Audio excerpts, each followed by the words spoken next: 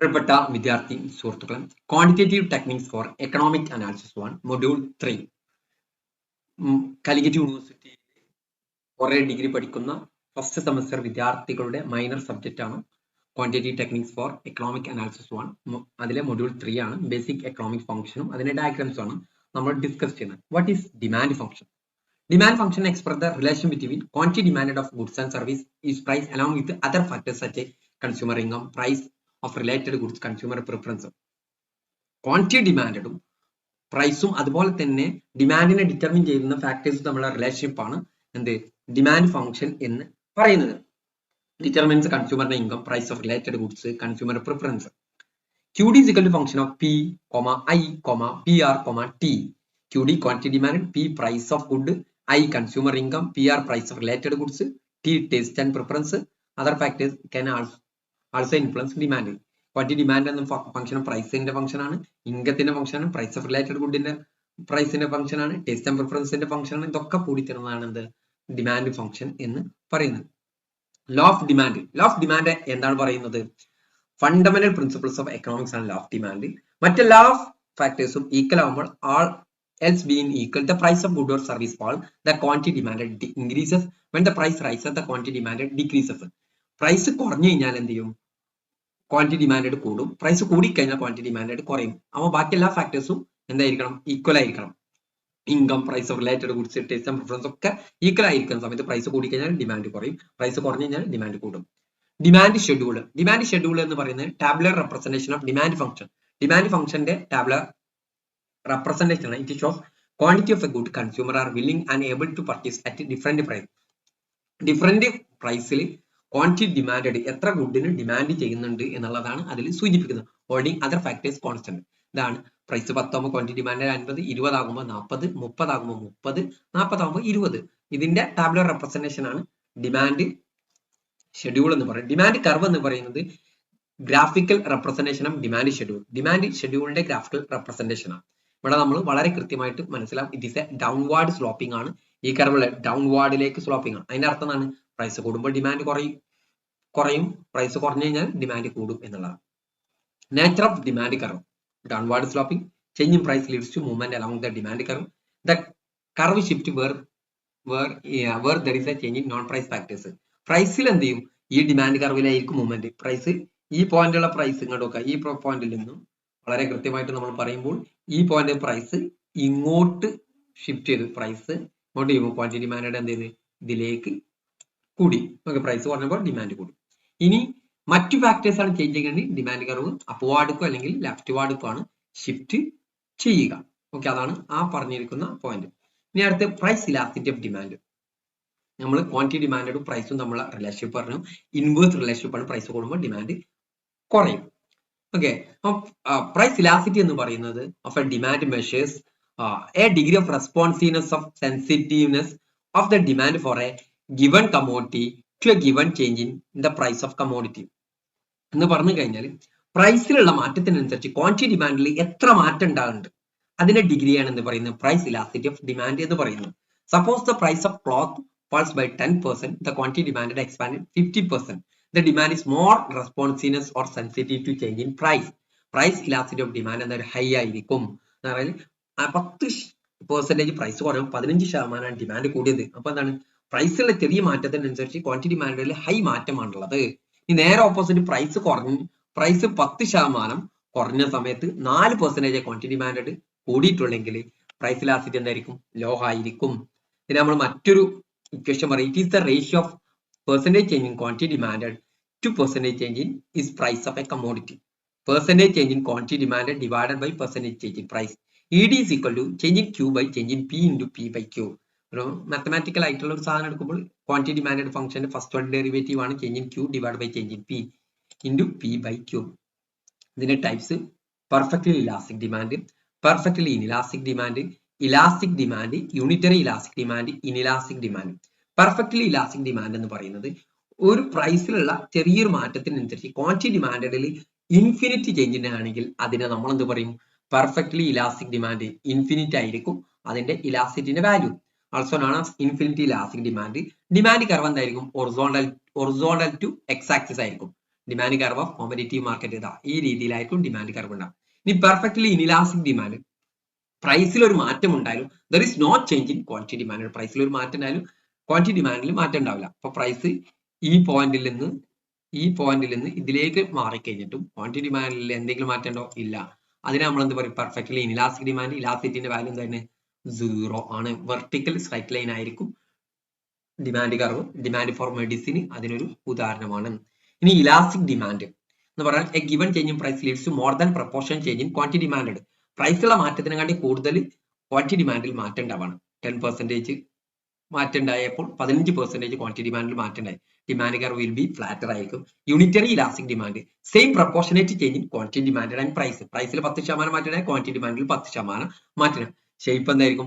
Rectangular hyperbola. ഇനി inelastic less elastic demand, പ്രൈസിൽ മാറ്റം ഉണ്ടാകാനായിട്ട് കുറവ് പ്രൊപ്പോർഷനേറ്റ് ചേഞ്ച് ആയിരിക്കും ക്വാണ്ടിറ്റി ഡിമാൻഡിൽ ഉണ്ടാവുക. പ്രൈസ് 10% ചേഞ്ച് ചെയ്യുമ്പോൾ ക്വാണ്ടിറ്റി ഡിമാൻഡ് 5% ചേഞ്ച് ചെയ്യുമ്പോൾ demand curve will B sleeper. ഇത് ഇലാസ്റ്റിക് ഡിമാൻഡ് ആണ്. ഇത് ഇനിലാസ്റ്റിക് ഡിമാൻഡ് ആണ്. ഇത് യൂണിറ്ററി ഇലാസ്റ്റിക് ഡിമാൻഡ് ആണ്. ഇത് സ്റ്റീപ്പർ ആയിരിക്കും, ഇത് ഫ്ലാറ്റർ ആയിരിക്കും, ഇത് റെക്ടാങ്കുലർ ഹൈപ്പർബോള മോഡൽ ആയിരിക്കും. ഇനി സപ്ലൈ ഫംഗ്ഷൻ. സപ്ലൈ ഫംഗ്ഷൻ എന്ന് പറയുന്നത് it is a relation between quantity supplied of good and its price and other factors like cost of production, technology and the price of related goods. Demand function എന്ന് പറയുന്നത് consumer ആയിട്ട്, supply function producer ആയിട്ടാണ്. അപ്പൊ quantity സപ്ലൈയും അതുപോലെ തന്നെ അതിന്റെ determinants ആയിട്ടുള്ള price, cost of production, technology, the price of related goods, അതൊക്കെ ആയിട്ട് ബന്ധപ്പെട്ട് കിടക്കുന്നതാണ് supply function. QS equal function of P price of the good, T technology, W wage rate, price of related good PR. ഇതിന്റെ function ആണ് എന്ത്? Supply function. Supply schedule എന്ന് പറയുന്നത് it is a tabular representation of പ്രൈസും quantity സപ്ലൈയുമാണ്. Okay, price 10, quantity supplied 20, 20 quantity supplied 40, 30 60ആയി, 40 80ആയി. ഈ tabular representation എന്ന് പറയുന്നത് സപ്ലൈ ഷെഡ്യൂൾ. സപ്ലൈ കർവ് എന്ന് പറയുന്നത് സപ്ലൈയും അതുപോലെ തന്നെ പ്രൈസും തമ്മിലുള്ള റിലേഷൻഷിപ്പിന്റെ ആണ് എന്ന് പറയാം. സ്ലോപ്പിംഗ് അപ്വാർഡ് ആയിരിക്കും. ലോ ഓഫ് സപ്ലൈ പറയുന്നത് പ്രൈസ് കൂടിക്കഴിഞ്ഞാൽ സപ്ലൈ കൂടും, പ്രൈസ് കൂടിക്കഴിഞ്ഞാൽ സപ്ലൈ കൂടും, പ്രൈസ് കുറഞ്ഞാൽ സപ്ലൈ കുറയും. അതാണ് അപ്വാർഡ് സ്ലോപ്പിലുള്ള കർവ്. ഇനി total revenue. Total revenue is the total amount of money a firm earn from selling of a good. ഒരു ഗുഡ് വിൽക്കുമ്പോൾ ഏൺ ചെയ്യുന്ന മണിയെ എന്ത് പറയുന്നത്? ടോട്ടൽ റവന്യൂ എന്ന് പറയുന്നത്. Total revenue is equal to price into Q. Price of the good, Q quantity sold. MR എന്ന് പറയുന്നത് MR is the additional revenue generated from selling one more unit of the good. ഒരു good additional ആയിട്ട് വിൽക്കുമ്പോൾ generate ചെയ്ത revenue എന്ന് പറയുന്നത് MR എന്ന് പറയുന്നത്. MR എന്ന് പറയുന്നത് ടോട്ടൽ റവന്യൂവിന്റെ ഫസ്റ്റ് ഓർഡർ ഡെറിവേറ്റീവ് ആണ്. Change in TR divide by change in Q. Okay, average revenue is the revenue divided by quantity sold, TR divided by Q. TR എന്ന് പറയുന്നത് P into Q ആണ്. P into Q divide by Q is equal to P. Okay, ഇതാണ് revenue കർവുകൾ. ഇത് total revenue curve ആദ്യം increase ചെയ്യും, AR MR diminishing ആയിരിക്കും. Okay, അങ്ങനെ ഈ ടോട്ടൽ റവന്യൂ കുറയാൻ തുടങ്ങുമ്പോൾ MR നെഗറ്റീവ് ആയിട്ട് മാറും. ഇതാണ് റവന്യൂ കർവ്. ഇനി MR കർവ് പെർഫെക്റ്റ്ലി കോമ്പറ്റീറ്റീവ് മാർക്കറ്റിൽ ഹൊറിസോണ്ടൽ ടു എക്സ് ആക്സിസ് ആയിരിക്കും. Okay, total revenue change as the quantity sold. Okay, perfect competition AR curve is horizontal equal to the പ്രൈസിന് equal ആയിരിക്കും. ഇനി total cost. Total cost എന്ന് പറഞ്ഞാൽ cost earned for producing output produce ചെയ്യും. അതിൽ total fixed cost ഉണ്ടാവും, total variable cost ഉണ്ടാവും. Total variable കോസ്റ്റും ടോട്ടൽ ഫിക്സഡ് കോസ്റ്റും കൂടിയതാണ് total cost. Total fixed cost fixed ആയിട്ടുള്ള കോസ്റ്റ്, ആ കോസ്റ്റ് എന്തായിരിക്കും? ഫിക്സഡ് ആയിരിക്കും. റെന്റ് ഫിക്സഡ് ആയിരിക്കും. ടോട്ടൽ വേരിയബിൾ കോസ്റ്റ് പ്രൊഡക്ഷൻ ചെയ്യുന്നതിനനുസരിച്ച് വേരിയബിൾ കോസ്റ്റിൽ മാറ്റം ഉണ്ടായിരിക്കും. മാർജിനൽ കോസ്റ്റ് എന്ന് പറഞ്ഞു കഴിഞ്ഞാൽ additional cost incurred by producing one more unit of output produce ചെയ്യുമ്പോൾ ഉണ്ടാവുന്ന കോസ്റ്റിനെ എന്ന് പറയുന്നത് മാർജിനൽ കോസ്റ്റ് എന്ന് പറഞ്ഞാൽ ഇപ്പൊ 10 പ്രൊഡ്യൂസ് ചെയ്യുന്നുണ്ട്, അതിലേക്ക് ഒന്നുകൂടി പ്രൊഡ്യൂസ് ചെയ്യുമ്പോൾ എത്രയാണ് അഡീഷണൽ ആയിട്ട് ഔട്ട്പുട്ട് ഉണ്ടാകുന്നത് എന്നുള്ളത്. അല്ല, ഔട്ട്പുട്ട് അല്ല, കോസ്റ്റ് ആണ്. മാർജിനൽ കോസ്റ്റ് കാണാൻ ടോട്ടൽ കോസ്റ്റ് ഫംഗ്ഷന്റെ first order derivative change in TC divide by change in Q. Average cost is the total cost divide by quantity output produce, TC divided by Q. ഇതാണ് TC curve. ഇത് variable cost curve, fixed cost curve. ഇതാണ് cost curve. ഇനി AC average cost curve, MC curve. ഇത് തമ്മിലുള്ള relationship പഠിക്കേണ്ടത് AC കുറയുമ്പോൾ MC കുറയുമ്പോൾ AC കുറയണം. AC MC ഇന്റർസെക്ട് ചെയ്യുന്ന പോയിന്റിൽ AC cut MC from below. പിന്നെ എന്ത് ചെയ്യും? AC MC ഇൻക്രീസ് ചെയ്യും. ഓക്കെ, അതാണ് അതിന്റെ റിലേഷൻ. Utility function. യൂട്ടിലിറ്റി എന്ന് പറയുന്നത് want satisfying power of A commodity. It is a satisfaction or pleasure a consumer get from consuming a certain quantity of good. Certain quantity of good consume ചെയ്യുമ്പോൾ ഉണ്ടാവുന്ന അതിന്റെ satisfaction എന്ന് പറയും utility എന്ന് പറയുന്നത്.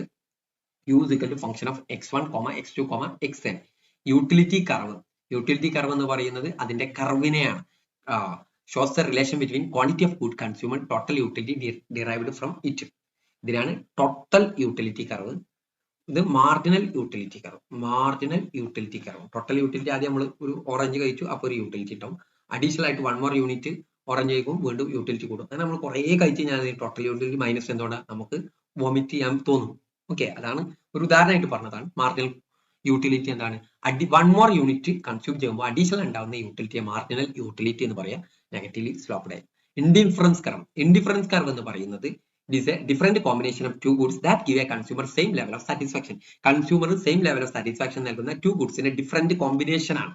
Okay, 2 good ഉണ്ട്, ആ 2 good നമ്മൾ കൺസ്യൂം ചെയ്യുമ്പോൾ ഡിഫറെന്റ് കോമ്പിനേഷനിൽ കൺസ്യൂമർ സെയിം ലെവൽ സാറ്റിസ്ഫാക്ഷൻ ചെയ്യുന്ന ഡിഫറെന്റ് ലെവലിൽ നമ്മൾ കൺസ്യൂം ചെയ്യുമ്പോൾ നമുക്ക് ഉണ്ടാവുന്ന ഇതിനെ എന്ത് പറയുന്നത്?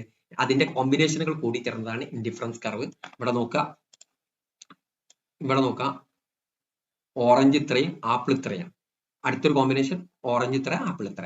അടുത്തൊരു കോമ്പിനേഷൻ. ഇങ്ങനെ ഈ കോമ്പിനേഷൻ ഇതിലൊക്കെ കളർ കോമ്പിനേഷനുകൾ കൂടി ചേർന്നതാണ് എന്ത്? ഇൻഡിഫറൻസ് കർവ് എന്ന് പറയുന്നത്. ഇത് ഒന്നാമത്തത്. ഇതിന്റെ ഒരു പ്രത്യേകത നെഗറ്റീവ്ലി ഡൗൺവാർഡ് സ്ലോപ്പിംഗ് ആണ്. കോൺവെക്സ് ടു ദ ഒറിജിൻ ആണ്. ഓരോ ഇൻഡിഫറൻസ് കർവുകൾ ഇന്റർസെക്ട് ചെയ്യില്ല. നമ്മൾ കുറെ ഇതൊക്കെ ഇൻഡിഫറൻസ് കർവ് IC എന്നാണ് അതിന് പറയാം. ഇങ്ങനെ അതിന്റെ സെറ്റിനെ നമ്മൾ ഇങ്ങനെ വരയ്ക്കുകയാണെങ്കിൽ അതിനെ ഇൻഡിഫറൻസ് മാപ്പ് എന്ന് പറയും. ഇൻഡിഫറൻസ് കർവുകൾ തമ്മിൽ ഇന്റർസെക്ട് ചെയ്യില്ല. ഇനി consumption function shows the relation between income and consumption expenditure. Income consumption എക്സ്പെൻഡിച്ചറും തമ്മിലുള്ള ആ റിലേഷൻഷിപ്പിനെ എന്ത് പറയും? കൺസംഷൻ ഫംഗ്ഷൻ എന്ന് പറയുന്നത്. Consumption equal to A+BY. A എന്ന് പറയുന്നത് ഓട്ടോണമസ് കൺസംഷൻ. ഇൻകം 0 ആകുമ്പോഴുള്ള കൺസംഷൻ എന്ന് പറയുന്നത് A എന്ന് പറയുന്നത്. ബി എന്ന് പറയുന്നത് marginal propensity to consume. Income change ചെയ്യുന്നതിനനുസരിച്ച് കൺസംഷനിൽ എന്ത് മാറ്റം ഉണ്ടാകുന്ന കാണിക്കുന്നതാണ് B. ഓക്കെ, ഇതാണ് കൺസംഷൻ കർവ്. ഇതിന്റെ ഈ സ്ലോപ്പാണ് MPC അല്ലെങ്കിൽ P എന്ന് പറയുന്നത്. ഈ പോയിന്റ് ആണ് A എന്ന് പറയുന്നത്. ഓക്കെ, ഇനി സേവിംഗ് ഫംഗ്ഷൻ എന്ന് പറയുന്നത് saving function shows a relation between income and saving. It is expressed as S is equal to Y minus C. ഇൻകത്തിന് കൺസംഷൻ കുറച്ചതാണ് എന്ത്? സേവിംഗ് എന്ന് പറയുന്നത്. Saving curve a positive slope indicating as income decrease saving increase.